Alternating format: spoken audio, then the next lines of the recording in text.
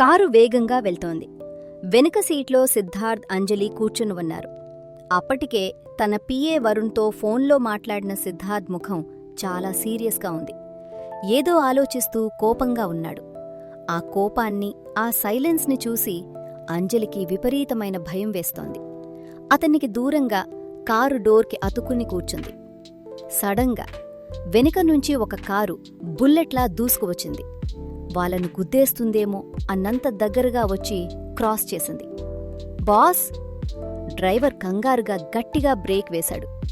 టైర్లు రోడ్డు మీద రాసుకుంటూ భయంకరమైన శబ్దం చేశాయి. అంజలి భయంతో కళ్ళు మూసుకుని ఒక్కసారిగా అరిచింది. ఆ కారు మాత్రం ఆగకుండా ముందుకు దూసుకుపోయింది. సిద్ధార్థ్ కళ్ళలో నిపులు. డ్రైవర్ వైపు భయంకరంగా చూశాడు. ఏంట్రా డ్రైవింగ్, కళ్ళక్కర పెట్టుకున్నావు? అతని గొంతు కారు అద్దాలను పగులగొట్టేలా ఉంది. సారీ బాస్, వాడు సడన్గా క్రాస్ చేశాడు వణికిపోతూ అన్నాడు డ్రైవర్. అంజలి ఇంకా ఆ భయం నుంచి తేరుకోలేదు. వణికిపోతోంది.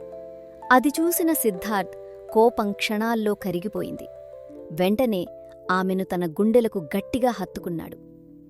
ఏం కాలేదు బంగారం, భయపడకు, నేనున్నాను కదా. చాలా నెమ్మదిగా, ప్రేమగా ఆమె తల నిమురుతూ అన్నాడు. కొద్దిసేపటికి కారు రిజిస్టర్ ఆఫీస్ ముందు ఆగింది. అప్పటికే వరుణ్ అక్కడ అన్నీ పక్కాగా సిద్ధం చేసి ఉంచాడు. ఎక్కడా చిన్న ప్రాబ్లం కూడా రాకూడదని కట్టుదిట్టం చేశాడు. సిద్ధార్థ్ కారు దిగి అంజలిని చాలా జాగ్రత్తగా కిందకు దించాడు. వరుణ్ పరిగెత్తుకుంటూ వచ్చాడు. సార్, అన్నీ రెడీ సార్. సిద్ధార్థ్ సరే అని తల ఊపి అంజలిని తీసుకుని లోపలికి నడుస్తుండగా ఎదురుగా పరిగెత్తుకుంటూ వచ్చింది స్వాతి. మిగతా వాళ్ళందరూ వచ్చేశారా? చాలా సీరియస్గా, కోల్డ్గా అడిగాడు సిద్ధార్థ్. ఆ సీరియస్నెస్ చూసి స్వాతి కొంచెం భయపడింది. అన్నయ్య, అందరూ వచ్చేశారు, నీకోసమే వెయిట్ చేస్తున్నారు. కొంచెం చిరాకుగానే చెప్పింది స్వాతి. చెల్లి భయపడటం చూసి తను మరీ కోల్డ్గా ఉన్నానని సిద్ధార్థ్కి అర్థమైంది. సరేరా అని స్వాతిని కూడా తీసుకుని లోపలికి వెళ్లాడు. లోపల అప్పటికే వాళ్ళ అమ్మా నాన్నలు, సిద్ధార్థ్ ఫ్రెండ్స్ అందరూ ఉన్నారు. అంజలిని నెమ్మదిగా తీసుకువెళ్లి ఒక సోఫాలో కూర్చోబెట్టాడు సిద్ధార్థ్. ఆ వెంటనే రిజిస్ట్రార్తో మాట్లాడటానికి కొంచెం పక్కకు వెళ్లాడు. సిద్ధార్థ్ వెళ్లగానే ఆనంది, విశ్వేశ్వరరావు అంజలి దగ్గరికి వచ్చారు. ఆనంది చాలా ప్రేమగా అంజలి పక్కన కూర్చుంది. ఎలా ఉన్నావు తల్లి, బాగానే ఉన్నావా? బాగున్నాను ఆంటీ, నెమ్మదిగా అంది అంజలి. మావాడేం నిన్నిబ్బంది పెట్టట్లేదు కదా? నిన్న కాసేపు నీతో ఉందామంటే మమ్మల్ని నిర్దాక్షిణ్యంగా పంపించేశాడు. వీడికసలు బుద్ధిలేదు. కొంచెం కోపంగా, ముద్దుగా అంది ఆనంది. పక్కనే ఉన్న విశ్వేశ్వరరావు నవ్వాడు. నువ్విలాగే మాట్లాడితే వాడు కనీసం మనల్ని అంజలితో మాట్లాడనివ్వడు కూడా. అంతా నీ బుద్ధిలే వాడికి. ఆనందికి చిర్రెత్తుకొచ్చింది. మీరాగండి, అసలు మీ వల్లే ఇదంతా. మీ బుద్ధులే వాడికి వచ్చాయి. వాళ్ళిద్దరి సరదా గొడవ చూసి అంజలికి మనసులోంచి చిన్న నవ్వు వచ్చింది.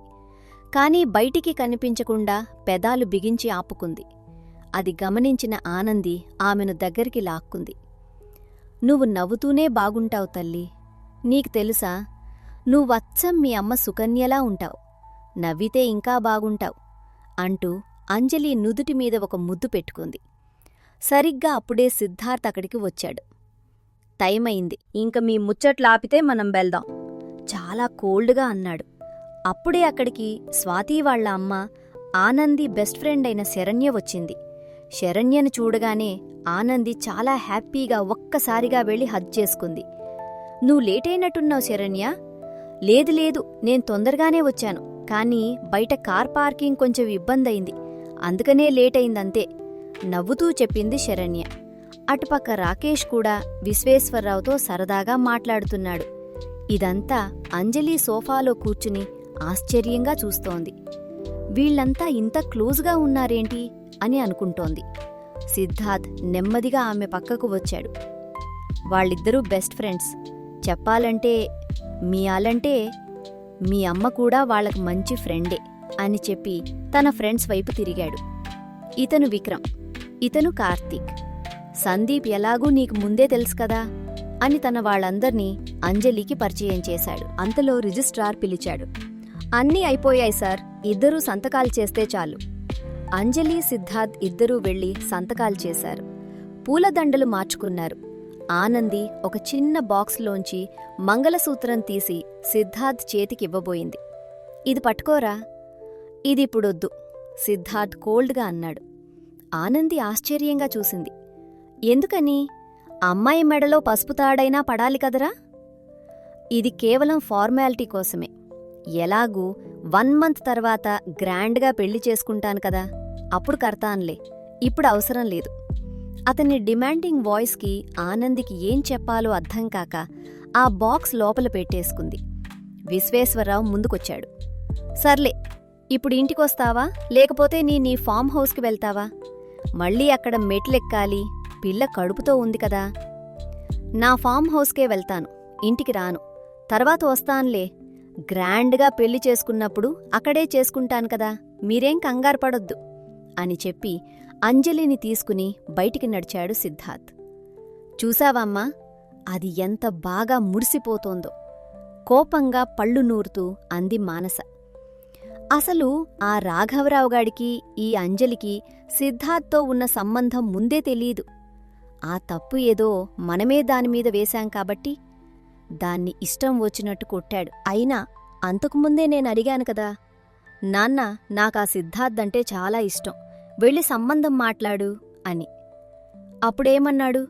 వాళ్ల స్థాయి వేరమ్మా, మన స్థాయికి వాళ్లు సరిపోరు, వాళ్ళు నిన్ను పెళ్లి చేసుకోరమ్మా అని నాకు నీతులు చెప్పాడు.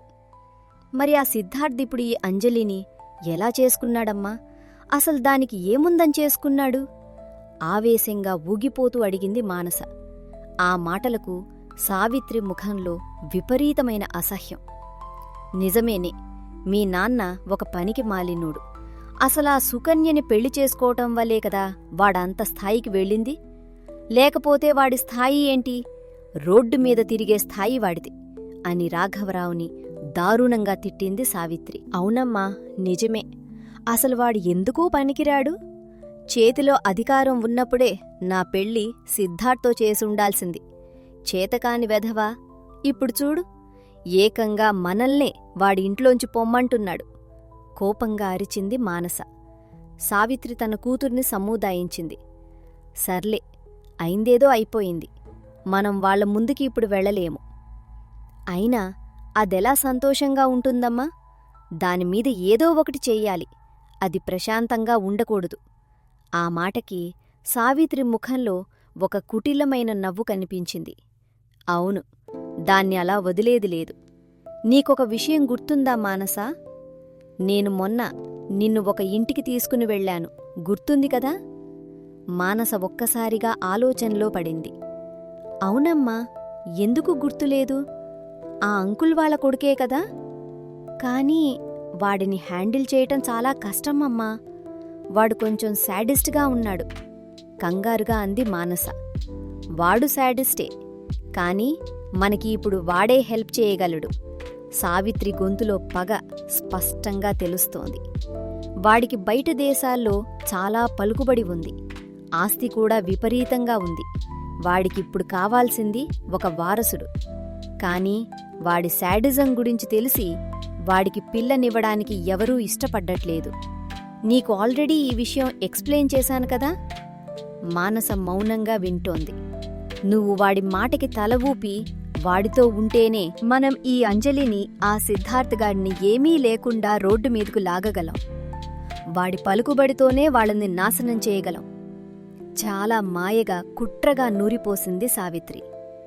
మానస కళ్లలో సిద్ధార్థ్ మీద కోపం, అంజలి మీద అసూయ కట్టలు తెంచుకున్నాయి. సరేనమ్మా, నేను ట్రై చేస్తాను. ఆ అంజలి నాశనం అవ్వడం కోసం నేను వాణ్ణి హ్యాండిల్ చేస్తాను. అలా కొత్త కుట్రకు ప్లాన్ చేసుకుంటూ ఇద్దరూ అక్కడ్నుంచి కోపంగా వెళ్ళిపోయారు. లోపల పెళ్లితంతు ముగియగానే ఆనంది వచ్చి అంజలిని గట్టిగా హగ్ చేసుకుంది. ఆ వెనకే శరణ్య కూడా వచ్చి అంజలిని హగ్ చేసుకుంది. కంగ్రాచ్యులేషన్స్ తల్లి, ఇద్దరూ మనసారా దీవించారు. ఆనంది అంజలి ముఖంలోకి చూస్తూ ఎమోషనల్గా అంది, నీకు అమ్మలేని లోటు నేను తీర్చాలననుకున్నా, తీర్చాలననుకుంటున్నాను తల్లి. కాని తీర్చగలనో లేదో నాకు తెలీదు. కాని నా ప్రాణం ఉన్నంతవరకు నిన్ను కంటికి రెప్పలా చూసుకుంటాను. ఆ మాటలకి అంజలి కళ్ళలో నీళ్లు తిరిగాయి. గొంతు పూడుకుపోయి ఏమీ మాట్లాడలేకపోయింది. అప్పుడే కార్తీక్, విక్రమ్, సందీప్ ముగ్గురు అక్కడికి వచ్చారు. కంగ్రాచ్యులేషన్స్ వదినా అన్నారు విక్రమ్, కార్తీక్ ఇద్దరూ నవ్వుతూ. కాని సందీప్ మాత్రం కంగ్రాచ్యులేషన్స్ తల్లి అన్నాడు. సందీప్ ఎప్పుడూ అంజలిని తన సొంత చెల్లెలిలాగే భావించేవాడు. అందుకే ఆ పిలుపులో అంత ప్రేమ కనిపించింది. ఆ తర్వాత వాళ్ళు సిద్ధార్థ్ వైపు తిరిగారు. కంగ్రాట్స్ రా, ఆఖరికనుకున్నది సాధించావు అంటూ అతన్ని ఆట పట్టించారు.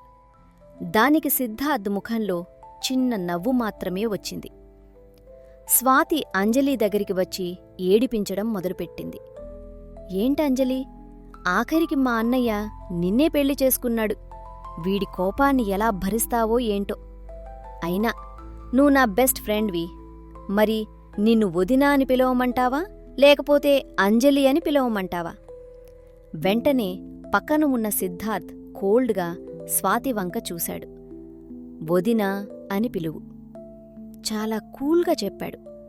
అది విన్న అంజలికి ఆశ్చర్యంతో షాక్ తగిలినంత పని అయింది. మిగతా వాళ్లందరూ వాడి పొగరు చూసి నవ్వుకున్నారు. అక్కడే ఉన్న రాకేష్, శరణ్య ముందుకొచ్చారు. సంతోషంగా ఉండు తల్లీ. సిద్ధార్థ్, చాలా జాగ్రత్తగా చూసుకోరా దాన్ని. ఎలాగూ మీ అమ్మా నాన్న దగ్గర ఉండరు. నువ్వే దగ్గరుండి చూసుకోవాలి.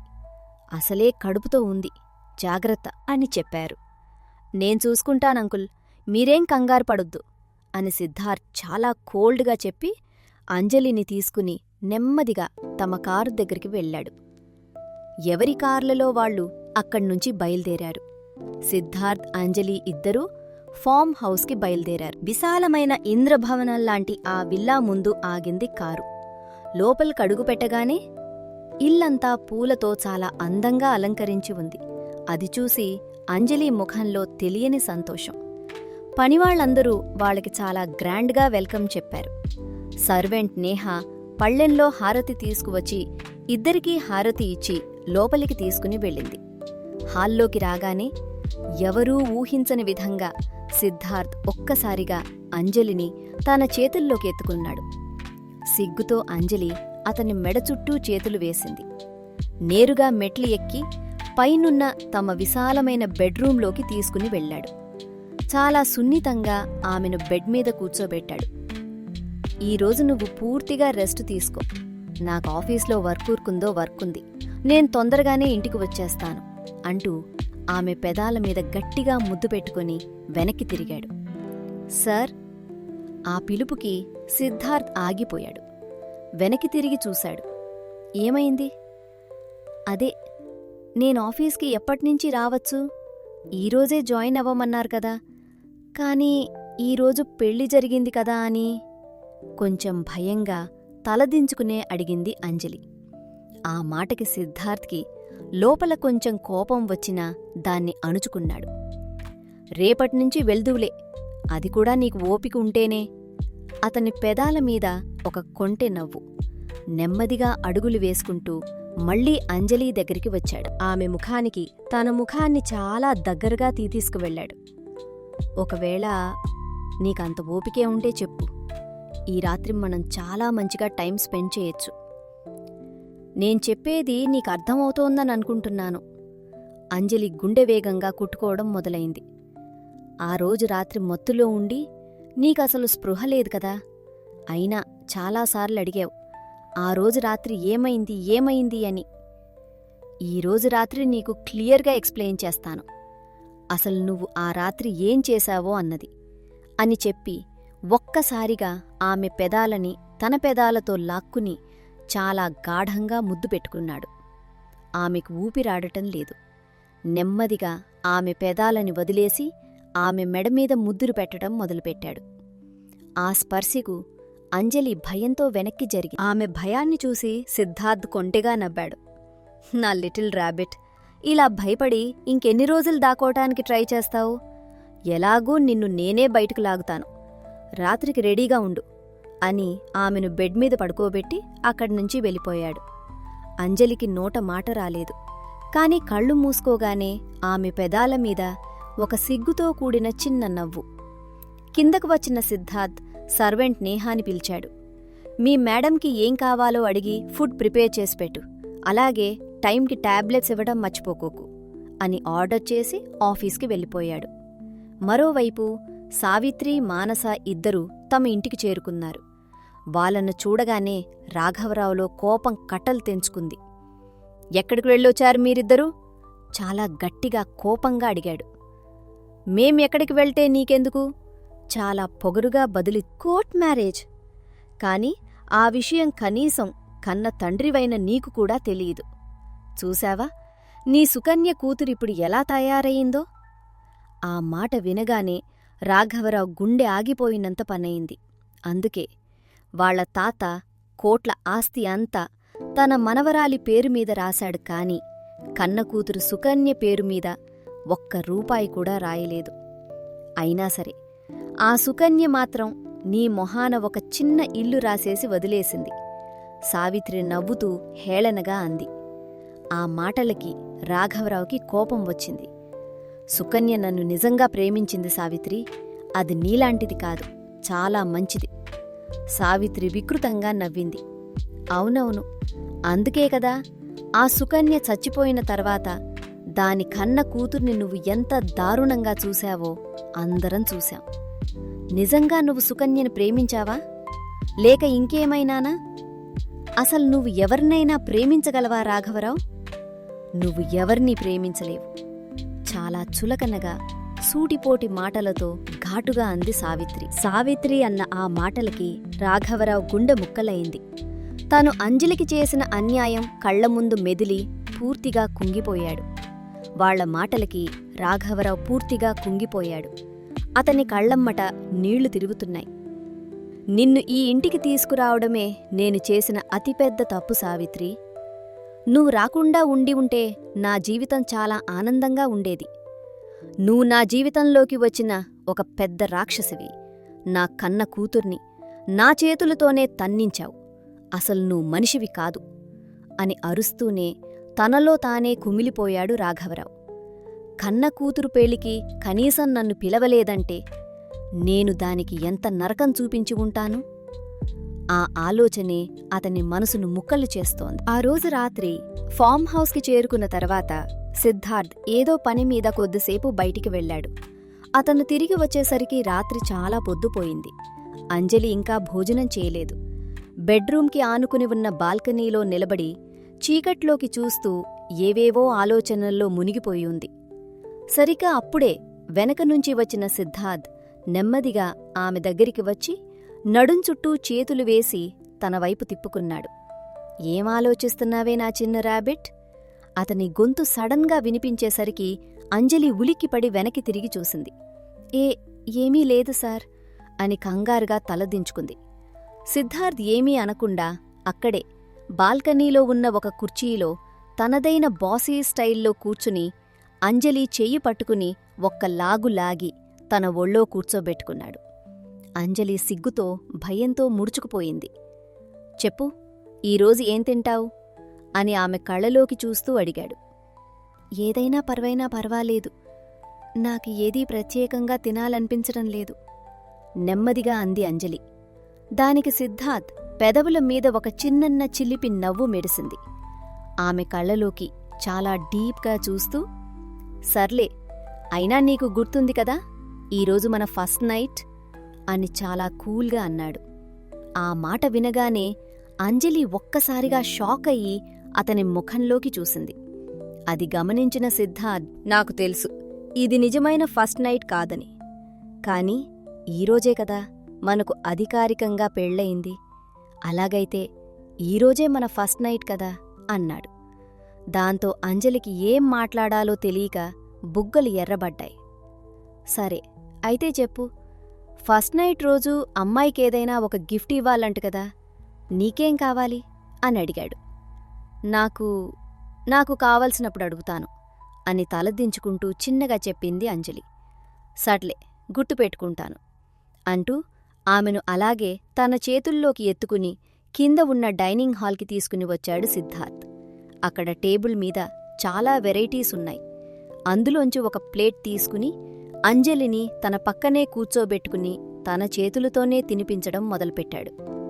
ఇది తిను, ఇది బాగుంటుంది బంగారం, నీకిది చాలా ఇష్టం కదా, చిన్నప్పుడు ఇష్టంగా తినేదానివి అనన్నాడు. ఆ మాటకి అంజలి ఆశ్చర్యంగా, ఏంటి, నేను చిన్నప్పుడు ఎలా ఉన్నానో నాకేమిష్టమో మీకు తెలుసా అని అడిగింది. నాకు తెలుసు, నువ్వు ఎప్పుడూ స్వాతి వాళ్ళింట్లోనే కదా ఉండేది, నువ్వు నాకు చిన్నప్పటినుంచే తెలుసు. అప్పుడు నీకిష్టమని ఆ ఫుడ్ నేనేనే నీకోసం తెప్పించేవాడ్ని, చాలా క్యాజువల్గా చెప్పాడు సిద్ధార్థ్. అదంతా వింటున్న అంజలికి మైండ్ బ్లాక్ అయింది. అంటే ఇతనికి నేను ఇప్పుడు కాదు, ఎప్పటినుంచో తెలుసన్నమాట. నా మీద ఇతని ప్రేమ ఈనాటిది కాదు అని మనసులో అనుకుని షాక్లో ఉండిపోయింది. అలా ఆమెతో మాట్లాడిస్తూనే ఫుడ్ మొత్తం తినిపించాడు సిద్ధార్థ్. ఆ తర్వాత ఆమెను మళ్లీ తన చేతుల్లోకి ఎత్తుకుని పైనున్న బెడ్రూంలోకి తీసుకువచ్చాడు. తలుపు లాక్ చేసి అంజలిని చాలా సున్నితంగా మంచం మీద పడుకోబెట్టాడు సిద్ధార్థ్. తను కూడా ఆమె పక్కనే చేరాడు. నెమ్మదిగా ఆమెను తన దగ్గరికి లాక్కుంటూ ఆమె మెడమీద, బుగ్గల మీద ముద్దుల వర్షం కురిపించడం స్టార్ట్ చేశాడు. సిద్ధార్థ్ చేతులు నెమ్మదిగా అంజలి బట్టల మీదికి వెళ్ళాయి. అతనలా తన బట్టలు ఒక్కొక్కటిగా తీసేస్తుంటే అంజలికి ఏమీ అర్థం కాక కొద్దిగా భయపడుతూనే మీరేం చేస్తున్నారు అని నెమ్మదిగా అడిగింది.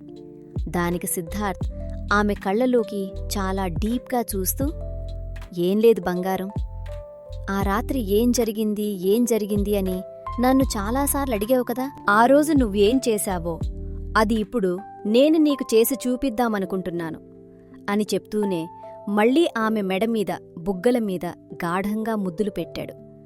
ఆమె బట్టలు ఒక్కొక్కటిగా విప్పి కింద పడేశాడు. ఆ తర్వాత తను కూడా తన షర్టు తీసి పక్కన పడేసి ఆమె మీదకు వెళ్ళాడు.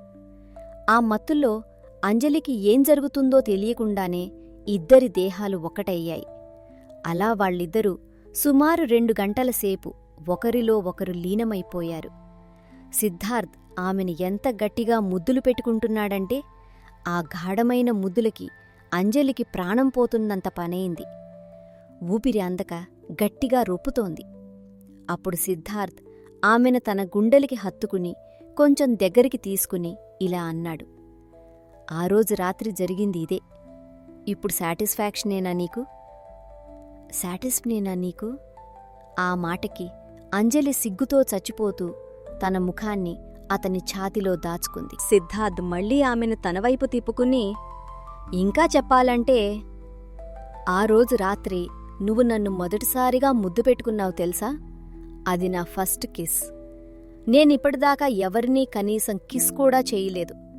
మరి నా ఫస్ట్ కిస్ దొంగిలించినందుకు నీకు ఏ పనిష్మెంట్ ఇవ్వాలో చెప్పు నా లిటిల్ ర్యాబిట్ అని అడిగాడు. ఆ మాట వినగానే అంజలికి ఏం జరుగుతుందో అర్థం కాక షాక్తో కళ్ళు పెద్దవి చేసి అలా చూస్తూ ఉండిపోయింది. ఏంటలా చూస్తున్నావ్? ఇంకేమైనా చూడాలనుకుంటున్నావా ఏంటి?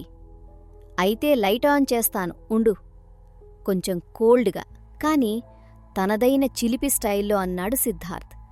దానికి అంజలి భయంగా వెంటనే కళ్ళు దించేసుకుంది. సిద్ధార్థ్ ఆమె మెడమీద సున్నితంగా ముద్దు పెట్టుకుంటూ ఆ రాత్రి జరిగిన స్టోరీని కంటిన్యూ చేశాడు.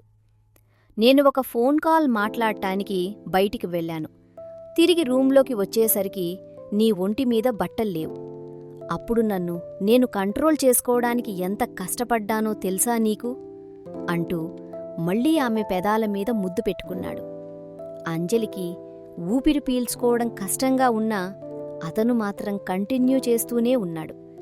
కానీ నిన్ను ఎలాగోలా కంట్రోల్ చేసి మంచినీళ్లు తాగించి అక్కడ పడుకోబెట్టాను. కానీ నేను కప్పిన ఆ దుప్పటి తీసి కింద పడేశావు. నువ్వు నా దగ్గరికి వస్తావా రావా అని నామీద గట్టిగా అరిచావు తెలుసా. నామీద ఇప్పటిదాకా అలా అరిచిన మొట్టమొదటి క్యాండిడేట్ నువ్వే అని చిన్నగా నవ్వాడు. అది విన్న అంజలికి ఏం చెయ్యాలో తెలియక సిగ్గుతో కళ్ళు గట్టిగా మూసుకుంది. అయ్యో భగవంతుడా, నేనేం చేశాన్రా దేవుడా ఆ రాత్రి అని తనలో తానే తిట్టుకుంటోంది. అయినా నేను నీ దగ్గరికి రావట్లేదని ఏడవడం స్టార్ట్ చేశావు. నువ్వలా ఏడవడం నాకస్సలు నచ్చలేదు. అందుకే నీ దగ్గరికొచ్చాను. అలా ఒకసారి క్లోజ్ అయ్యాము. కానీ నీకు ఒక్కసారి సరిపోలేదా రాత్రికి? నువ్వు స్పృహ తప్పే వరకు కావాలని అడుగుతూనే ఉన్నావు తెలుసా అని ఆమె కళ్ళలోకి చూస్తూ చెప్పాడు సిద్ధార్థ్. ఆ మాటలకి అంజలి ఇక తట్టుకోలేకపోయింది. చాలు, నేనింక అడగను ఆ రాత్రి గురించి, ప్లీజ్ అంటూ సిగ్గుతో తన చేతులతో అతన్ని ఛాతీమీద చిన్నగా కుట్టింది. దానికి సిద్ధార్థ్ నవ్వుతూ ఆమె చేతులను పట్టుకుని, నువ్వు నా మంచి బంగారానివి కదా, కాని నాకు మాత్రం రోజు రాత్రికి కనీసం ఒకసారైనా కావాలి, రోజూ కావాలి, ఇస్తావు కదదా అని అడిగాడు. దానికి అంజలి ఏమీ మాట్లాడలేక సరే అన్నట్టుగా చిన్నగా తల ఊపింది. నిజానికి సిద్ధార్థ్ తన వైల్డ్నెస్ని పూర్తిగా కంట్రోల్ చేసుకున్నాడు. అంజలి అప్పటికే ప్రెగ్నెంట్, పైగా శారీరకంగా చాలా వీక్గా ఉంది కాబట్టి తను ఏమాత్రం సాటిస్ఫై అవ్వకపోయినా సరే తన భార్యకి ఏ చిన్న నొప్పి కలగకూడదని చాలా కేరింగ్గా చూసుకున్నాడు. అంజలి బాగా అలిసిపోయి ఉండటంతో ఆమెను తన గుండెలకి హత్తుకుని ఆమె నుదుటిమీద ముద్దు పెట్టుకుని, ఈరోజుకి చాలే ర్యాబిట్, నువ్వు బాగా అలిసిపోయావు అని నెమ్మదిగా చెప్పాడు. నిజంగానే బాగా అలిసిపోయిన అంజలి ఆ అలసటలోనే అతని విశాలమైన గుండెలమీద తలపెట్టుకుని ప్రశాంతంగా నిద్రలోకి జారుకుంది. ఆ రోజు రాత్రి వాళ్లకి ఎంతో హ్యాపీగా మధురంగా గడిచిపోయింది. నెక్స్ట్ డే మార్నింగ్ నిద్రలేచిన అంజలికి ఒంట్లో ఓపిక లేదు. మంచం మీద నుంచి లేవలేకపోయింది. అసలీ రాక్షసుడు నన్ను వదల్లేదు అని మనసులో బాగా తిట్టుకుంది. ఆ రోజు పబ్లో జరిగిన మొదటి రాత్రిలాగా ఒంట్లో అంత ఎక్కువ నొప్పులు లేకపోయినా అప్పటికే తను ప్రెగ్నెంట్ అవ్వడం, దానికి తోడు కొంచెం నీరసంగా ఉండటం వల్ల ఆమెకు అలసటగా అనిపించింది. నిజానికి రాత్రి సిద్ధార్థ్ తన వైల్డ్నెస్ని కంట్రోల్ చేసుకుని ఎంతో జాగ్రత్తగా ఉన్నాడు. ఎక్కువగా ఏమీ చేయలేదు కూడా. కాని అంజలికి మాత్రం ఆ నీరసం వల్ల అలా అనిపించింది. అప్పటికే సిద్ధార్థ్ ఫ్రెష్ అయ్యి ఆఫీస్కి వెళ్లడానికి రెడీ అయిపోయాడు. అది చూసి అంజలి కూడా ఒక్కసారిగా లేచి కూర్చుందామని ప్రయత్నించింది. కాని నడుం దగ్గర చిన్న నొప్పి తెలియడంతో మళ్లీ అలాగే బెడ్ మీద కూలబడిపోయింది. అది గమనించిన సిద్ధార్థ్ వెంటనే ఆమె దగ్గరికి వచ్చాడు. చాలా నెమ్మదిగా, కేరింగ్గా ఆమె భుజం పట్టుకుని, ఏం చేస్తున్నావు? ఈరోజు నువ్వు ఆఫీస్కి రావటం వద్దులే. బాగా నీరసంగా ఉన్నావు కదా ర్యాబిట్, రెస్ట్ తీసుకో అని అన్నాడు. దానికి అంజలి కొంచెం సీరియస్గా అతని వైపు చూసింది.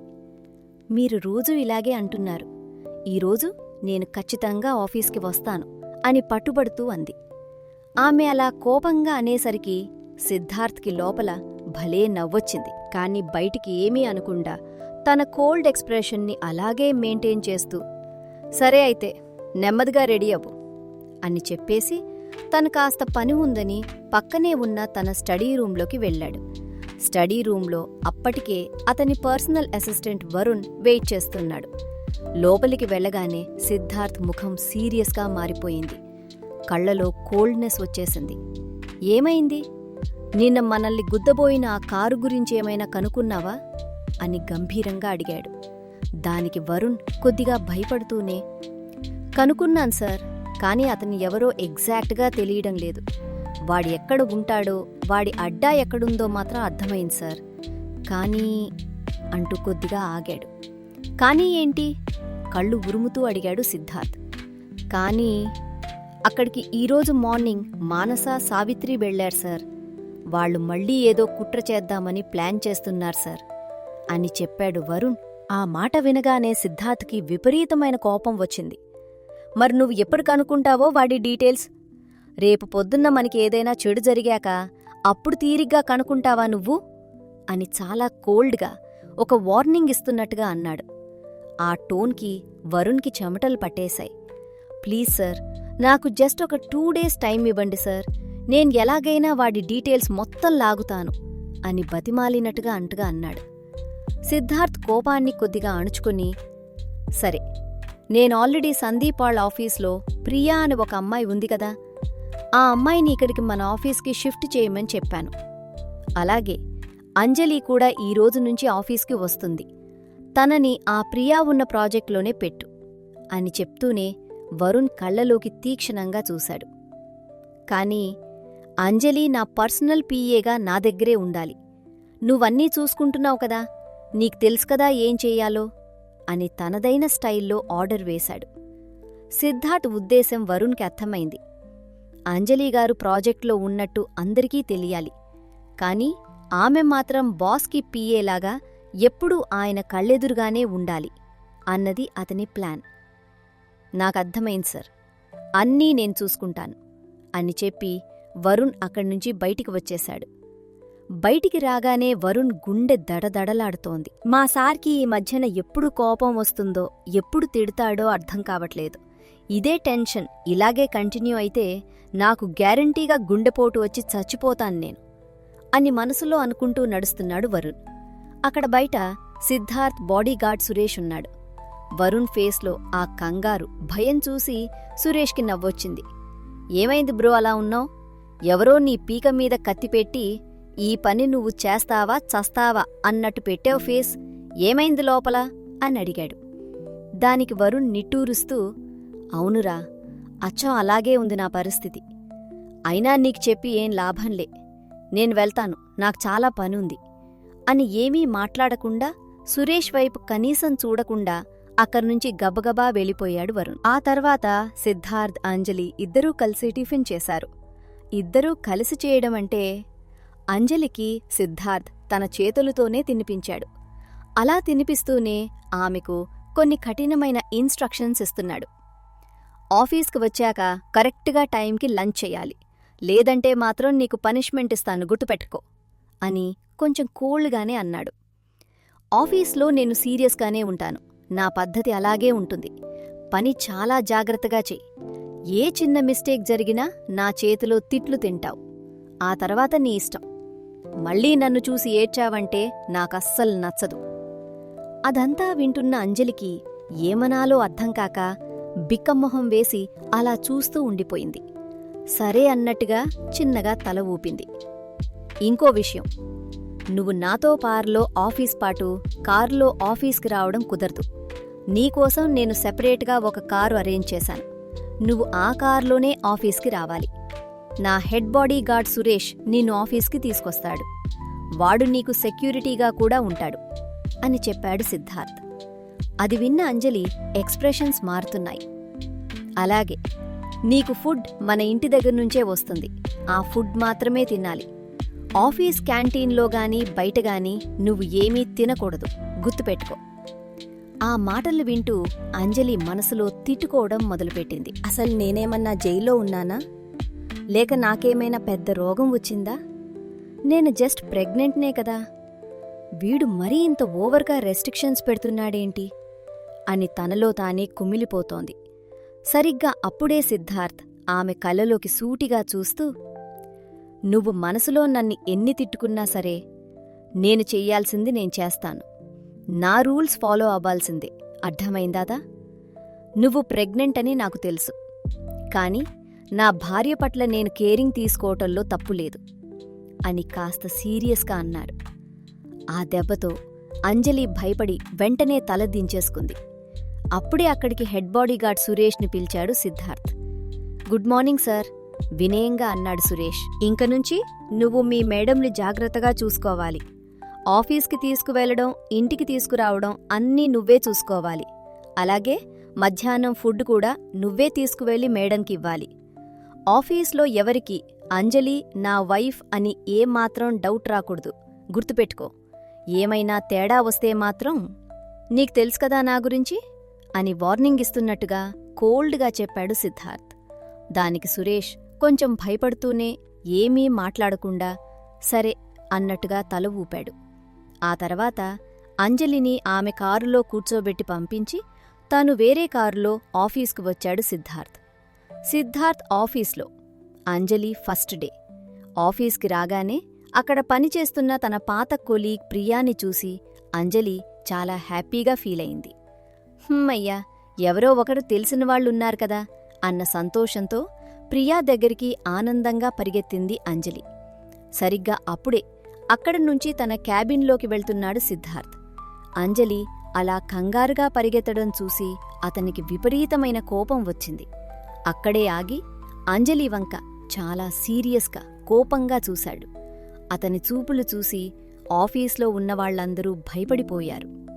అమ్మో, ఈరోజు ఈ కొత్తమ్మాయి పనైపోయినట్టే. ఈ అమ్మాయి ఎవరబ్బా అన్నట్టుగా గుసగుసలు మొదలయ్యాయి. నీకు తెలీదా? కొత్తగా వేరే కంపెనీ నుంచి ఇక్కడికి షిఫ్ట్ చేశారు. ఆ ప్రాజెక్ట్ పని మీద అస్తమానం అటూ ఇటూ తిరగడం ఇబ్బంది అని ఇక్కడికే పర్మనెంట్గా షిఫ్ట్ చేశారట అని ఒకరికొకరు మాట్లాడుకుంటున్నారు. ప్రియా కూడా బాస్ని చూసి వణికిపోయి, ఏం చేస్తున్నావే కంగారుగా, నెమ్మదిగా నడువు అని అంజలికి చెప్పింది. సిద్ధార్థ్ కోపం చూసి అంజలికి కూడా చాలా భయం వేసింది. దాంతో నెమ్మదిగా తలదించుకుని లోపలికి వెళ్ళింది. ఆ తర్వాత హెచ్ఆర్ వాళ్ళు వచ్చి వాళ్ళ ప్లేసెస్ చూపించారు. అక్కడ వాళ్ళిద్దరూ పనిచేసుకుంటున్నారు. కాని వరుణ్, సురేష్ ఇద్దరూ మాత్రం ఎప్పటికప్పుడు అంజలిని దూరం నుంచే గమనిస్తూనే ఉన్నారు.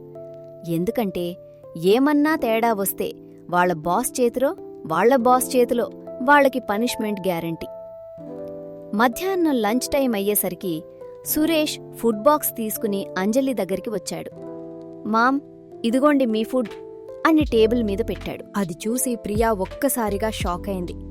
ఏంటి అంజలి, నీకీ మధ్య ఇంటి నుంచి క్యారేజీ కూడా వస్తుందా అని ఆశ్చర్యంగా అడిగింది. ఆ ప్రశ్నకి అంజలికి ఏం చెప్పాలో అర్థం కాలేదు. కంగారుగా సురేష్ వంక చూసింది. అది గమనించిన సురేష్ వెంటనే కవర్ చేస్తూ, లేదండి, ఈ ఫుడ్ అంజలిగారింటి నుంచి రాలేదు, ఇది స్వాతి మేడం పంపించారు అని చెప్పాడు. స్వాతి ఎందుకు పంపించింది? ప్రియాకి ఇంకా డౌట్ తీరలేదు. ఈ మధ్యన అంజలి మేడంకి హెల్త్ అస్సలు బాగోట్లేదండి. మొన్నే ఫుడ్ పాయిజన్ అయింది. అందుకే వారం రోజుల నుంచి స్వాతి వాళ్ళింట్లోనే ఉంటున్నారు. డాక్టర్లు ఇంక నుంచి అంజలి మేడం బయట ఫుడ్ అస్సలు తినకూడదని చెప్పారు. అందుకే వాళ్ళ మదర్ దగ్గరుండి అంజలిగారికి కేర్ తీసుకుంటున్నారు. ఈ ఫుడ్ కూడా స్వాతిగారి మదరే స్వయంగా ప్రిపేర్ చేయించి పంపించారు అని చాలా కన్విన్సింగ్గా చెప్పేసి అక్కడ్నుంచి వెళ్ళిపోయాడు సురేష్. అది విన్న ప్రియా చాలా హ్యాపీగా ఫీలైంది. అబ్బా, ఎంతైనా అదృష్టవంతురాలివే అంజలి, నీకు స్వాతిలాంటి ఫ్రెండ్ దొరకటం నీ అదృష్టం అంది. ప్రియాకి అసలు విషయం తెలియక అలా మురిసిపోయింది. ఆ రోజు ఆఫీస్ అలా గడిచిపోయింది. ఆ రోజు రాత్రి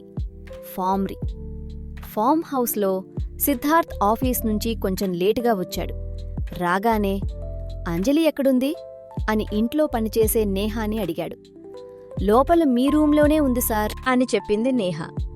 సిద్ధార్థ్ లోపలికి వెళ్లేసరికి అంజలి బాల్కనీలో ఒంటరిగా కూర్చుని ఆకాశం వంక చూస్తూ ఏదో ఆలోచిస్తోంది. అతను నెమ్మదిగా ఆమె వెనక్కి వెళ్ళి, ఏం చేస్తున్నావిక్కడ అని అడిగాడు. ఆ వాయిస్కి అంజలి ఉలికిపడి వెనక్కి తిరిగింది. ఏం లేదు సార్, జస్ట్ అలా చూస్తున్నాను అని నెమ్మదిగా అంది. కాని సిద్ధార్థ్ ముఖంలో కోపం కనిపిస్తోంది. ఆమె దగ్గరికి వచ్చి, నీకు కంగారుగా పరిగెత్తకూడదని తెలీదా? అసలు పొద్దున్న ఆఫీస్లో ఎందుకలా పరిగెత్తావ్ అని కొంచెం గట్టిగానే అడిగాడు. సారీ, అది ఆఫీస్లో ప్రియాని చూసేసరికి కొంచెం హ్యాపీగా ఫీలయ్యి అలా పరిగెత్తాను అంతే అని భయంగా చెప్పింది. దానితో అతని కోపం కొద్దిగా తగ్గి ఆమెను తన దగ్గరికి లాక్కుని చాలా గట్టిగా హగ్ చేసుకున్నాడు. జాగ్రత్తగా ఉండు అంజలి, నీకేమైనా అయితే నేను తట్టుకోలేను అని ఎమోషనల్గా చెప్పాడు. ఆ తర్వాత నెమ్మదిగా ఆమెను వదిలి, రా వెళ్ళి అన్నం తిందువుగాని, మధ్యాహ్నం నుంచి నువ్వేమీ సరిగ్గా తినలేదని తెలిసింది అన్నాడు. ఆ మాటకి అంజలి షాక్ అయింది. రూంలో పెట్టిన ఫ్రూట్స్ కూడా అలాగే ఉన్నాయి. మధ్యాహ్నం ఫుడ్ కూడా కొంచెం తక్కువే తిన్నావు. పైగా అది కూడా ప్రియాతో షేర్ చేసుకున్నావట కదా. అది వినేసరికి అంజలి అలా చూస్తూ ఉండిపోయింది. అంటే నా మీద 24 గంటలు కన్నేసి ఉంచుతున్నాడా? నేనేం చేస్తున్నానో ఎప్పుడూ చూస్తూనే ఉంటాడా అసలు అని కోపంగా మనసులో బాగా తిట్టుకుంది. కాని బయటికి మాత్రం ఏమీ మాట్లాడలేదు. ఆమె ఎక్స్ప్రెషన్స్ చూసి సిద్ధార్థ్కి అర్థమైంది. అవును, చూస్తున్నాను. ఎందుకంటే నువ్వు నా భార్యవి. నువ్వు నా ఆఫీస్లో జాబ్ చేయడం నాకసలు ఇష్టం లేదు. కాని నువ్వు చేస్తాను అని పట్టుబట్టేవు కాబట్టే నేను పర్మిషన్ ఇచ్చాను అని కొంచెం కూల్గానే అన్నాడు. సరేరా, వెళ్ళి అన్నం తిందు అని ఆమెను కిందకు డైనింగ్ హాల్కి తీసుకువెళ్ళాడు. తన ఒళ్ళో కూర్చోబెట్టుకుని తన చేతులతోనే అన్నం తినిపిస్తూ, ఒక విషయం మర్చిపోయాను. రేపటి నుంచి నువ్వు ఆ ప్రాజెక్ట్లో ప్రియాతోతో కలిసి పనిచేయాల్సిన అవసరం లేదు. నువ్వు నా పర్సనల్ పీఏగా నా క్యాబిన్లోనే వర్క్ చేస్తావు అన్నాడు సిద్ధార్థ్. అది వినగానే అంజలికి పెద్ద షాక్ తగిలింది. ఏం మాట్లాడుతున్నారు? నేను మీ దగ్గర పీఏగా పనిచేయను అని గట్టిగా చెప్పింది. దానికి సిద్ధార్థ్ ముఖం మళ్లీ కోల్డ్గా మారింది. నీకు వేరే చాయిస్ లేదంజలి, అది నా ఆఫీస్. నేనెలా చెప్తే అక్కడే అలాగే జరుగుతుంది అని ఏమాత్రం ఎక్స్ప్రెషన్ లేకుండా చెప్పేశాడు. అతను అంత కోల్డ్గా చెప్పేసరికి అంజలి కళ్ళల్లో నీళ్లు తిరిగాయి. మీరు నా ఫ్రీడమ్ని లాగేసుకుంటున్నారు అని చిన్న పిల్లాడిలా ఏడుస్తూ అంది. అవును, ఫ్రీడమ్ లాక్కుంటే లాక్కుంటాను. నువ్వు నా దానివి. నీతో నేను ఎలాగైనా ఉంటాను. నువ్వు భరించాలంతే. నేను ఇంతే, నేను ఇలాగే ఉంటాను అని ఆమెను తన దగ్గరికి లాక్కుని ఒక ముద్ద తీసుకుని నోటి దగ్గర పెట్టాడు. అంజలి కోపంగా, నోరు తెరవను అన్నట్టుగా ముఖం అటువైపు తిప్పుకుంది. సిద్ధార్థ్ వదల్లేదు. బలవంతంగా ఆమె ముఖాన్ని తనవైపు తిప్పి ముద్దను నోట్లో పెట్టాడు. నువ్వు ఎన్ని నాటకాలాడినా నువ్వు నేను చెప్పినట్టే వినాలి, గుర్తుపెట్టుకో అని గట్టిగా వార్నింగ్ ఇచ్చాడు. ఇక ఏమీ చేయలేక అంజలి ఆ ముద్దను కన్నీళ్లతోనే మింగుతూ సైలెంట్గా ఉండిపోయింది. ఆ రోజు రాత్రి ఆమె అతనితో కనీసం ఒక్క మాట కూడా మాట్లాడలేదు. దాంతో సిద్ధార్థ్కి అర్థమైంది తను కొంచెం ఎక్కువగానే ప్రవర్తించానని. కాని తన కోల్డ్నెస్ని మాత్రం కంట్రోల్ చేసుకోలేకపోయాడు. ఆ రాత్రి అంజలి సైలెంట్గా ఉండిపోవటంతో తాను ఆమె మీద కొంచెం ఎక్కువ స్ట్రిక్ట్గా ప్రవర్తించానని సిద్ధార్థ్కి కూడా అర్థమైంది. మరుసటి రోజు ఉదయం అంజలికి తన చేతులతోనే టిఫిన్ తినిపిస్తున్నప్పుడు సిద్ధార్థ్ గొంతులో నిన్నటి ఆ కోల్డ్నెస్ లేదు. చాలా నెమ్మదిగా, ప్రేమగా మాట్లాడ్డం మొదలుపెట్టాడు. సరేలే, నేనింక నీ దగ్గర అంత స్ట్రిక్ట్గా ఉండను. కాని నువ్వు మాత్రం ఖచ్చితంగా నా పర్సనల్ సెక్రటరీగానే, నా పీఏగా నా క్యాబిన్లోనే ఉండాలి. నువ్వు బయటి ఎక్కడో ఉంటే నువ్వు ఎలా ఉన్నావో, ఏమైపోతావో అని నాకు కొంచెం టెన్షన్గా ఉంటుంది. అతను అంత నెమ్మదిగా చెప్పేసరికి అతనిలో తన మీద ఉన్న అంతులేని ప్రేమ, కేరింగ్ అంజలికే అర్థమైంది. అయినా సరే తన ఫ్రీడమ్ కోల్పోతున్నానన్న చిన్న బాధతో, కానీ నేను బయటే ప్రాజెక్ట్లో బాగా వర్క్ చేయగలను కదా అని నెమ్మదిగా అంది. నువ్వు చేయగలవు, కాని నాకు భయంగా ఉంటుంది కదా. నువ్వు నా కళ్ళెదురుగా ఉంటే నాకు ప్రశాంతంగా ఉంటుంది. నేను ఎక్కడికైనా మీటింగ్స్కి వెళ్ళినప్పుడు నువ్వు నాతో పాటు పక్కనే ఉంటే నాకదొక హ్యాపీనెస్. ప్లీజ్ నన్ను కొంచెం అర్థం చేసుకో రాబిట్. సిద్ధార్థ్ లాంటి ఒక బాస్, అంతటి కోల్డ్ పర్సన్ తన కోసం ప్రాధేయపడుతూ ప్లీజ్ అనేసరికి అంజలికి ఇంకేం చెయ్యాలో, ఎలా కాదనాలో అర్థం కాలేదు. సరే అన్నట్టుగా తల ఊపింది. దాంతో సిద్ధార్థ్ ముఖంలో సంతోషం వెల్లివిరిసింది. దట్స్ మై లిటిల్ ర్యాబిట్ అని ప్రేమగా ఆమె నుదుటి మీద ముద్దు పెట్టుకున్నాడు.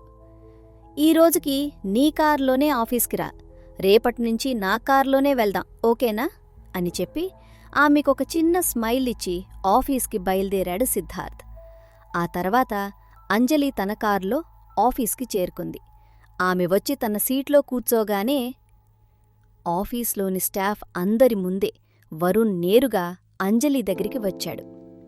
అంజలిగారు, ఈరోజు నుంచి మీరు సార్కి పర్సనల్గా అసిస్ట్ చేయాలి. మీ థింగ్స్ తీసుకుని సార్ క్యాబిన్కి షిఫ్ట్ అవ్వండి అని చెప్పాడు. ఆ మాట వినగానే పక్కనే ఉన్న ప్రియ షాక్ అయి అలా చూస్తూ ఉండిపోయింది. అదేంటి వరుణ్ సార్, మేమిద్దరం కలిసి ఈ ప్రాజెక్ట్ మీద వర్క్ చేస్తున్నాం కదా, సడన్గా అంజలిని తీసుకువెళ్తున్నారు అని కంగారుగా అడిగింది ప్రియ. దానికి వరుణ్ చాలా క్యాజువల్గా కవర్ చేస్తూ, మీరీ ప్రాజెక్ట్లో వర్క్ చేస్తున్నారు కరెక్టే, కానీ ఇంతకుముందు సార్ దగ్గర పర్సనల్ సెక్రటరీగా ఉన్న అమ్మాయికి ఏదో పర్సనల్ రీజన్ వల్ల అర్జెంటుగా పనిపడి మానేసింది.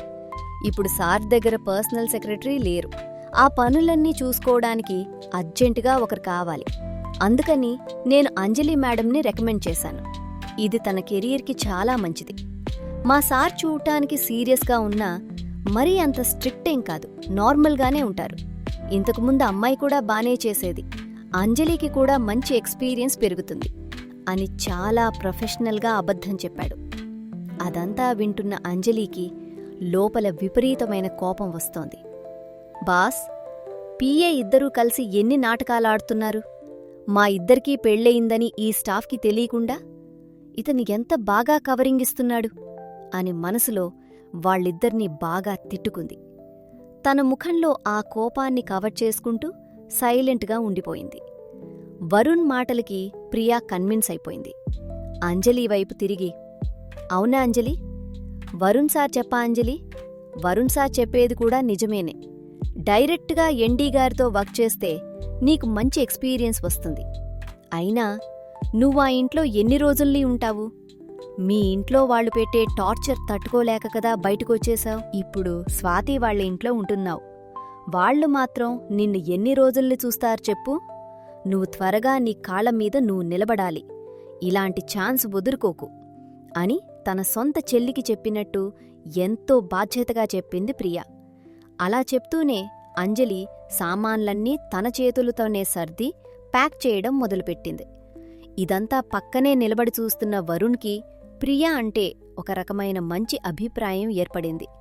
తన ఫ్రెండ్ బాగుపడాలని, తన ఫ్రెండ్ కష్టాల నుంచి బయటపడాలని ఎంతలా ఆలోచిస్తోంది ఈ అమ్మాయి అని అనుకుంటూ ప్రియా వైపు కొంచెం ఆరాధనగా చూశాడు వరుణ్. ప్రియా సామాన్లన్నీ ప్యాక్ చేసి ఇవ్వడంతో వాటిని తీసుకుని బరువెక్కిన అడుగులతో సిద్ధార్థ్ క్యాబిన్ వైపు నడిచింది అంజలి. నెమ్మదిగా డోర్ తీసుకుని సిద్ధార్థ్ రూంలోకి ఎంటరైంది. సిద్ధార్థ్ రూంలోకి ఎంటరైన అంజలి భయంగా తలదించుకుని నెమ్మదిగా అతని వంక చూసింది. ఇతను తన భర్తే అయినా? అతని కోల్డ్ అండ్ బాసీ యాటిట్యూడ్ చూస్తే ఆమెకింకా భయం తగ్గలేదు.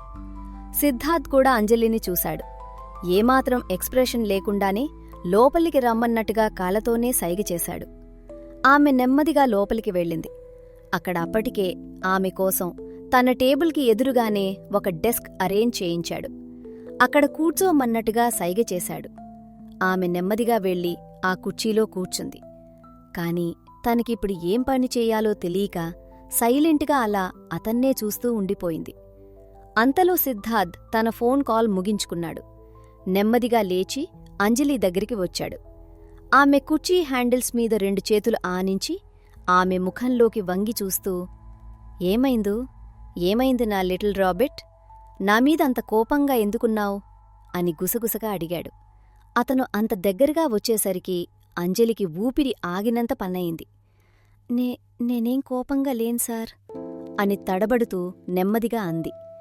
దానికి సిద్ధార్థ్ ఆమెకింకా దగ్గరగా జరిగి ఆమె పెదాల మీద ఎంతో గాఢంగా ప్రేమగా ఒక ముద్దు పెట్టుకున్నాడు.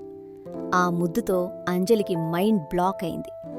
డెవిల్, ఎప్పుడు అదే ధ్యాస్ అని మనసులో బాగా తిట్టుకుంది. సిద్ధార్థ్ ఆమెను వదిలి వెనక్కి వెళ్లి తన సీట్లో దర్జాగా కూర్చున్నాడు. అప్పుడు అంజలి కొంచెం అలిగినట్టుగా ముఖం పెట్టి, అసలు నేను ఏం పని చేయాలిక్కడ? నా ప్రాజెక్ట్లోంచి నన్ను మొత్తానికి తీసేశారు. ఇప్పుడు నేను ఖాళీగా ఏం చేయాలి అని అడిగింది. దానికి సిద్ధార్థ్ చాలా కోల్డ్గా ఆమె వంక చూస్తూ, నేను నిన్ను ఆ ప్రాజెక్ట్లోంచి తీసేయలేదు. నువ్వు ఆ ప్రాజెక్ట్ మీద వర్క్ చేస్తున్నావు, కానీ నా రూంలో కూర్చుని చేస్తావు. నీకు ప్రియాతో ఏమైనా డిస్కస్ చేయాలంటే తనకి సెపరేట్గా వేరే క్యాబిన్ ఇచ్చాను, అక్కడికి వెళ్ళి మాట్లాడుకోవచ్చు, ఓకేనా? అలాగే నా పర్సనల్ వర్క్ కూడా నువ్వే చూసుకోవాలి. ఎగ్జాంపుల్గా చెప్పాలంటే నాకు మీటింగ్స్ ఎన్ని ఉన్నాయి, ఏ మీటింగ్కి వెళ్ళాలి అని అన్నీ నువ్వే స్కెడ్యూల్ చేయాలి. ప్రతి మీటింగ్కి నువ్వు నాతో పాటు కంపల్సరీగా రావాలి అని ఆర్డర్ వేశాడు. అది విన్న అంజలికి ఆశ్చర్యం వేసింది. అదేంటి, నేను మీటింగ్స్కి మీతో పాటు వస్తే మరి ఈ ప్రాజెక్ట్ మీద నేను ఎలా వర్క్ చేస్తాను అని అడిగింది. అందుకే కదా ప్రియా కూడా ఉంది. ప్రియాకి ఇన్స్ట్రక్షన్స్ ఇవ్వు, తను చూసుకుంటుంది. నువ్వు ఎప్పుడూ ఒకలాగే ఉంటావా చెప్పు. ఇంకా నువ్వు డెవలప్ అవ్వాలి. ఇంకో విషయం తెలుసా, మీ శర్మ గ్రూప్స్ వ్యవహారాలు కూడా నేనే చూసుకుంటున్నాను, అందులో కూడా నీ ఇన్వాల్వ్మెంట్ ఉండాలి అని చాలా కోల్డ్గా సీరియస్గా చెప్పేసరికి అంజలికి అర్థమైంది అతను ఎంత సీరియస్గా ఉన్నాడో. ఇంక ఏమీ మాట్లాడలేక సరే అన్నట్టుగా తల ఊపింది. మరుసటి రోజు ఆఫీస్లో అంజలి ప్రియాని కలవడానికి వెళ్ళింది. ఆఫీస్లో తనతో ప్రాజెక్ట్ చేసే కొలీగ్ ప్రియా కాబట్టి ఆమెతోనే ఈ డిస్కషన్ జరిగింది. ఏంటే అంజలి, నువ్వింకా ఈ ప్రాజెక్ట్లో ఉన్నావా లేక పూర్తిగా పిఏ అయిపోయావా అని అడిగింది ప్రియా. ఈ ప్రాజెక్ట్లోనే ఉండమని చెప్పారు ప్రియా, కానీ సార్ పర్సనల్ వర్క్స్ కూడా నేనే చూడాలంట. ఏమేం మీటింగ్స్ ఉంటాయి, ఎలా ఉంటాయి అని అన్నీ నేనే చూసుకోవాలి. ప్రతి మీటింగ్కి ఆయనతో పాటు వెళ్ళాలి అని కొంచెం నీరసంగా చెప్పింది అంజలి. అది విన్న ప్రియా నవ్వుతూ, ఓకే ఓకే లే, నేను చూసుకుంటా నీ ప్రాజెక్ట్, నువ్వు నాకు జస్ట్ ఇన్స్ట్రక్షన్స్ ఇవ్వు చాలు. అయినా ఇంతకుముందు ఆఫీస్లో కూడా నువ్వదే కదా చేసేదానివి, నేను చూసుకోలేదా ఏంటి అని సపోర్ట్గా అంది. దాంతో అంజలికి చాలా రిలీఫ్ అనిపించి, సర్లే థ్యాంక్స్ ప్రియా అని ఆమెను ఆనందంగా హగ్ చేసుకుని మళ్లీ సిద్ధార్థ్ రూంలోకి వెళ్ళిపోయింది. లంచ్ టైం అయ్యేసరికి సిద్ధార్థ్ తన క్యాబిన్లోకే లంచ్ తెప్పించాడు. ఇద్దరూ కలిసే తింటున్నారు. తను తింటూ అంజలికి కూడా తన చేతుల్తోనే తినిపిస్తున్నాడు. కాని అంజలికి మాత్రం చాలా భయంగా ఉంది. ఎవరైనా వస్తారేమో సార్, ప్లీజ్ నేను తర్వాత తింటాను కదా, నేను ప్రియాతో కలిసి తింటాను అని బతిమాలుతున్నట్టుగా అంది. ఆ మాట వినగానే సిద్ధార్థ్కి ఎక్కడలేని కోపం వచ్చింది. ముద్ద ఆపేసి చాలా సీరియస్గా ఆమె వంక చూశాడు. ఏంటి, నువ్వు బయట తినేది? ఇక్కడ నా క్యాబిన్లోనే తింటావు. ఈ రోజునుంచి నువ్వు బయట తినాల్సిన అవసరం లేదు. అయినా ఆ ప్రియాతో ఏం తింటావు? అది ఇప్పటికే నా పిఏ టైం మొత్తం తినేస్తోంది అని చాలా కోపంగా కొంచెం పసిసివ్గా అన్నాడు సిద్ధార్థ్. తన భర్త అలా తనమీద పసిసివ్గా ఫీలవ్వడం, ఆ జెలసీ యాంగిల్ చూసి అంజలికి లోపల భలే నవ్వొచ్చింది. తనమీద అతనికి ఉన్న ప్రేమ చూసి ఆమె మనసు ఆనందంతో నిండిపోయిండిపోయింది. నా లైఫ్ ఇప్పుడు ఎంత హ్యాపీగా ఉందో కదా అని తనలో తనే మురిసిపోతూ అతను తినిపిస్తున్న ముద్దని సంతోషంగా తిన్నది. అలా రోజులు గడుస్తున్నాయి. దాదాపు 1 నెల రోజులు గడిచిపోయాయి. ప్రతిరోజు అంజలి సిద్ధార్థ్ కారులోనే ఆఫీస్కి రావడం, అతనితో పాటే లోపలికి వెళ్లడం ఆఫీస్లో అందరికీ అలవాటైపోయింది. కాని అక్కడ ఉన్న స్టాఫ్కి మాత్రం ఇదంతా చూసి చాలా ఆశ్చర్యంగా, వింతగా అనిపిస్తోంది. వాళ్లల్లో వాళ్లు గుసగుసలాడుకోవటం మొదలుపెట్టారు. ఏంటే, మన బాస్ ఈ మధ్య చాలా మారిపోయారు, గమనించావా? పాత పర్సనల్ సెక్రటరీని కనీసం కన్నెత్తి కూడా చూసేవారు కాదు. పైగా ఎప్పుడూ అరుస్తూ ఉండేవారు. కాని ఈ కొత్తమ్మాయితో మాత్రం చాలా కూల్గా ఉంటున్నారు అని ఒకరు అంటే, అవునే, ఈ అమ్మాయిలో ఏదో స్పెషల్ ఉంది. రోజూ సార్ కారులోనే వస్తోంది. ఈ అమ్మాయి కోసం సార్ రూల్స్ అన్నీ బ్రేక్ చేస్తున్నారు అని స్టాఫ్ మొత్తం రకరకాలుగా అనుకుంటున్నారు. ఆ రోజు మధ్యాహ్నం క్యాబిన్లో ఎవరూ లేరు. అంజలి కొద్దిగా ధైర్యం చేసి నెమ్మదిగా సిద్ధార్థ్ దగ్గరికి వెళ్ళింది. అది, మీరు నన్ను నెల రోజుల్లో అందరికీ తెలిసేలా గ్రాండ్గా పెళ్లి చేసుకుంటాను అన్నారు కదా, నెల అయిపోయింది, ఏమైంది అని చాలా నెమ్మదిగా అడిగింది. ఆమె అలా అడిగేసరికి సిద్ధార్థ్కి లోపల భలే హ్యాపీగా అనిపించింది. చిరునవ్వుతో ఆమె దగ్గరికి వచ్చి, అన్నాను కరెక్టే, కానీ ఇప్పుడు పెళ్లి చేసుకుంటే నీతో నేను పూర్తిగా క్లోజ్ అవ్వలేకపోతున్నాను ర్యాబిట్. అంత గ్రాండ్గా పెళ్లి చేసుకున్నాక కూడా నీకు దూరంగా ఉంటే నాకస్సలు నచ్చదు అన్నాడు. నేను డాక్టర్తో మాట్లాడాను.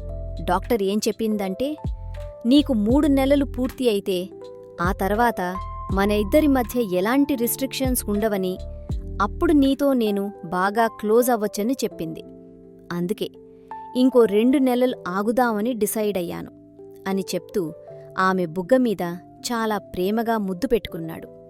అది విన్న అంజలి, బాబోయ్, ఎప్పుడూ అదే ఫిట్టింగ్, అదే ధ్యాస, అదే గోల, వీడసలు మనిషా లేక డెవిలా అని మనసులో తెగ తిట్టుకుంది. మరోవైపు పట్నానికి దూరంగా ఉన్న ఒక చీకటి గదిలో సావిత్రి, మానస ఇద్దరూ ఉన్నారు. వాళ్ల ముందు ఒక అబ్బాయి చాలా స్టైలిష్గా, కాని ఒక సైకోలాగా కూర్చుని ఉన్నాడు. మానస అతని ఒళ్ళో చాలా అసహ్యంగా కూర్చుని ఉంది. ఆ అబ్బాయి మానసని ఒక ఆటబొమ్మలాగా ఇష్టం వచ్చినట్టు ఆడుకుంటున్నాడు. నిజం చెప్పాలంటే మానస ఆ అబ్బాయికి పూర్తిగా అమ్ముడుపోయింది. ఆ అబ్బాయి సావిత్రి బాయ్ ఫ్రెండ్ వాళ్ల కొడుకు. వాడి చేష్టలకి నలిగిపోతున్న మానస మనసులో కుమిలిపోతూ, మా అమ్మ పరిచయం చేసిన ఈ బాయ్ ఫ్రెండ్ కొడుకు ఇంత శాడిస్ట్ ఏంట్రా బాబూ, నన్ను మంచం మీద ఒక ఆటబొమ్మలా ఆడుకుంటున్నాడు అని తనలో తనే ఏడుస్తోంది. కాని వాడు అంజలి మీద, ఆ సిద్ధార్థ్ మీద పగ తీరుస్తానని మానసకి మాట ఇచ్చాడు. అందుకే వాడు ఏం చేసినా నేను పడడాలి అన్న కండీషన్కి ఒప్పుకుని కేవలం పగ కోసం ఆ శాడిస్ట్కి తనని తాను అప్పగించుకుంది మానస. ఇంతకీ మానసను ఆడుకుంటున్న ఆ శాడిస్ట్ ఎవడు? పగ కోసం అమ్ముడుపోయిన మానస ఎలాంటి కుట్రకు తెరతీయబోతోంది? రాబందులా కాచుకున్న ఆ చీకటి శక్తుల నుంచి సిద్ధార్థ్ తన లిటిల్ ర్యాబిట్ని ఎలా కాపాడుకోబోతున్నాడు?